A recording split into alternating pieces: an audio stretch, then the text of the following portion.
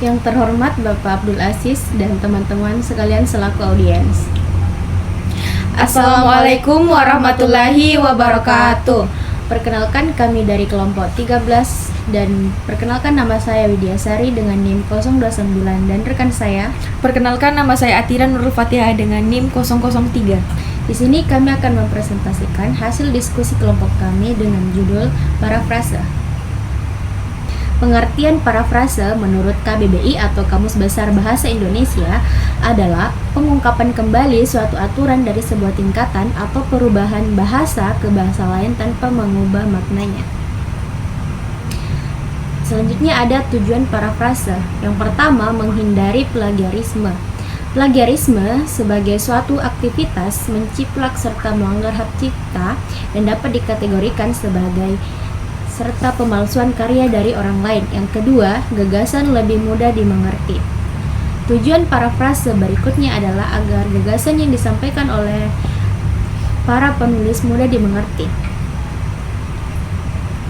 Selanjutnya ada ciri-ciri parafrase. Yang pertama, memiliki aturan bahasa yang berbeda dengan teks asli sebelum diparafrasekan.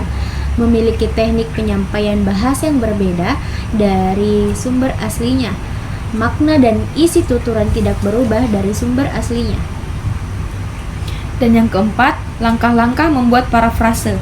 Yang pertama yaitu memahami makna teks yang baik dan tertulis maupun tersirat.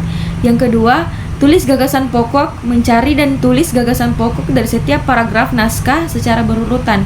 Yang ketiga, kembangkan gagasan pokok dan makna teks yang telah dicatat menggunakan kata dan kalimat yang efektif, bahasa yang sederhana, ringkas, serta mudah dipahami.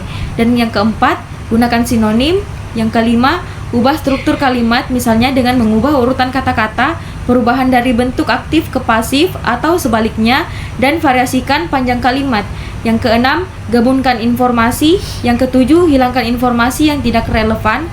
Yang kedelapan, tulis sumber informasi atau mencantumkan nama penulis aslinya. Dan yang selanjutnya, contoh parafrase. Yang pertama itu ada aslinya. Jerapah menyukai daun akasia dan jerami dan mereka mendapat mengkonsumsi 75 pon makanan sehari. Parafrasenya yaitu, jerapah dapat memakan hingga 75 pon daun akasia dan jerami tiap hari. Tip parafrase yang efektif. Dimulai dengan alur topik yang jelas, menjelaskan secara singkat tentang isi paragraf. Setiap kalimat berikutnya harus mendukung pernyataan topik.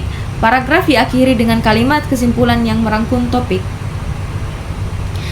Selanjutnya, kesalahan umum pada parafrase. Yang pertama, mengganti satu atau dua kata dari frasa sumber dengan sinonim.